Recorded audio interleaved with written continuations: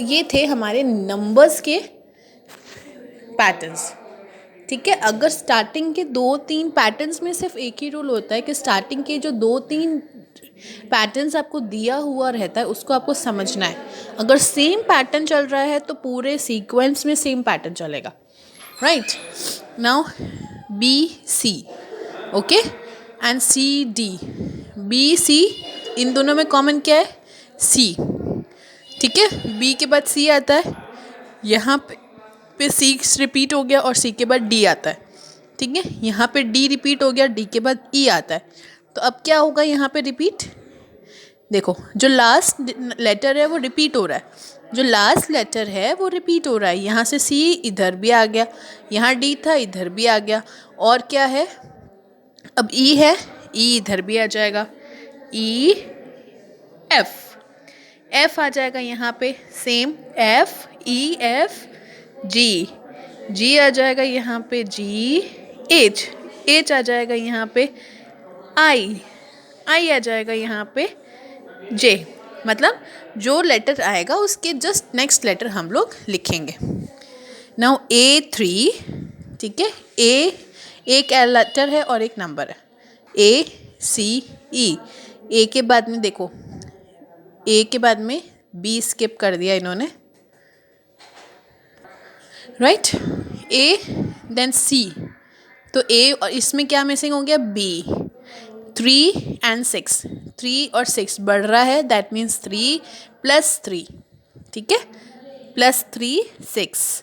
Now 6 के बाद में डी स्किप कर दिया, ई आ गया, है ना।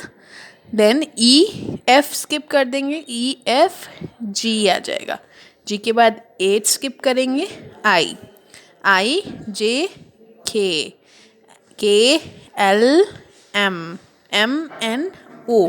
लेटर्स तो हमने कंप्लीट कर दिए, अब हम नंबर्स देखते हैं। नंबर्स है 3 6 9, तो इसमें 3 की टेबल चल रही है। सो यहाँ पे 3 की टेबल चल रही है। हमें हमेशा अगर नंबर और अल्फ़ाबेट साथ में दिया हुआ है तो पहले एक पैटर्न को कंप्लीट करेंगे, उसके बाद दूसरा पैटर्न कैरी करेंगे, ठीक है, ताकि हमें कन्फ्यूजन ना हो। हमने लेटर्स सारे कंप्लीट कर लिए, एक एक स्किप करा है, ओके। अब 3 की टेबल बोलेंगे। 3 1 ज़ा 3, 3 2 ज़ा 6, 3 3 ज़ा 9, 3 4 ज़ा 12, 3 5 ज़ा 15, 3 6 ज़ा 18। इस तरीके से कंप्लीट करेंगे। नाउ 8।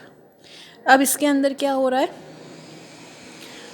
नंबर एंड लेटर्स दोनों है, तो हम पहले इस पैटर्न को समझेंगे कि इस पैटर्न में बेसिकली हुआ क्या है, उसके बाद हम इसे कैरी करेंगे।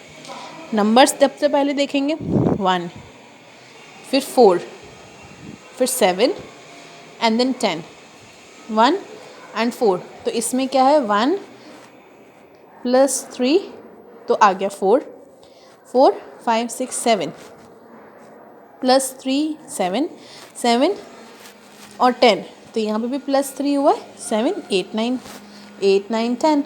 तो यहाँ देखो जो पैटर्न चल रहा है उसमें चल रहा है नंबर्स में +3 हो रहा है, ठीक है। 10 + 3 क्या हो जाएगा हमारा? 13, 13 + 3 हो जाता है 16, 16 + 3 हो जाता है 19, 19 19 20 21 22, 19 20 21 22। सो नंबर्स का पैटर्न हमने कंप्लीट कर दिया। अब हम देखेंगे कि अल्फ़ाबेट्स जो लेटर्स हैं उनका पैटर्न कैसे चल रहा है। B C E F, B C, B के बाद सी आता है, ठीक है, एंड ई एफ। इसमें क्या स्किप हुआ? D, E F H I, E F H I, E F G, G skip हो गया, H I,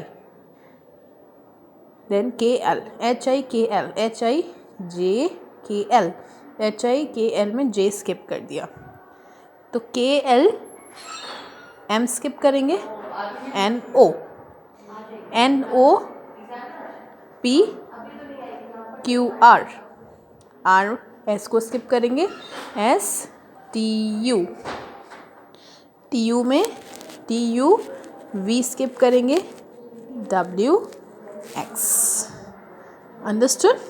So like this you will do the pattern and you will going to cut question number 1, question number 2. That means page number 137 आप cut करेंगे.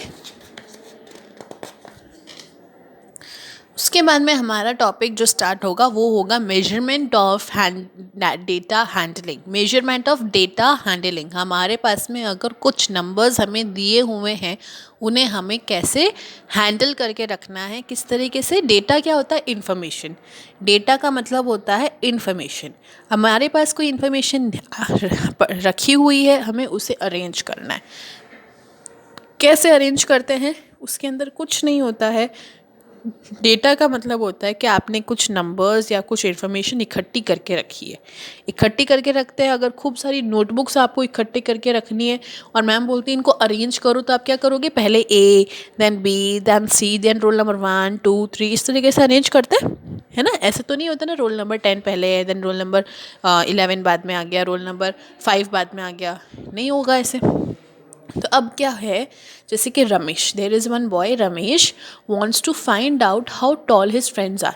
अब ये तो सब में curiosity रहती है, तो रमेश के अंदर भी ये क्यूरियोसिटी थी कि I want to know how long are my friends. हम लोग कंपेयर करते हैं ना, तो इसने क्या किया, सबकी हाइट एक टेबल में बना के लिख ली.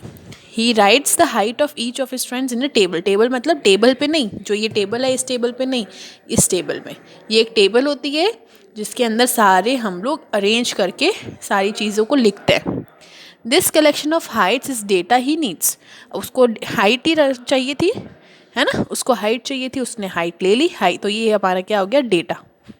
Help him arrange it in order from tallest to the shortest. So अभी क्या किया उसने? हाइट्स लिख ली. अब वो कह रहे हैं, अब उसको क्या, help him arrange it in order from the tallest to the shortest. क्या करना है आपको? टॉलेस्ट सबसे लंबा जो है उसका हाइट ऊपर लिखना है और सबसे शॉर्टेस्ट की नीचे आएगी. तो हमें क्या करना पड़ेगा? इसमें देखना पड़ेगा सबसे बिगेस्ट नंबर कौन सा है. बिगेस्ट नंबर उन्होंने 116 हमारे लिए लिखा हुआ है. 116 के जस्ट बाद में कौन सा नंबर आएगा? 116 के बाद में कौन सा नंबर आएगा हमारा? 115. सो 115 किसकी हाइट है? मंजीत की. तो मंजीत 115 सेंटीमीटर. 115 के बाद में 113. कुमार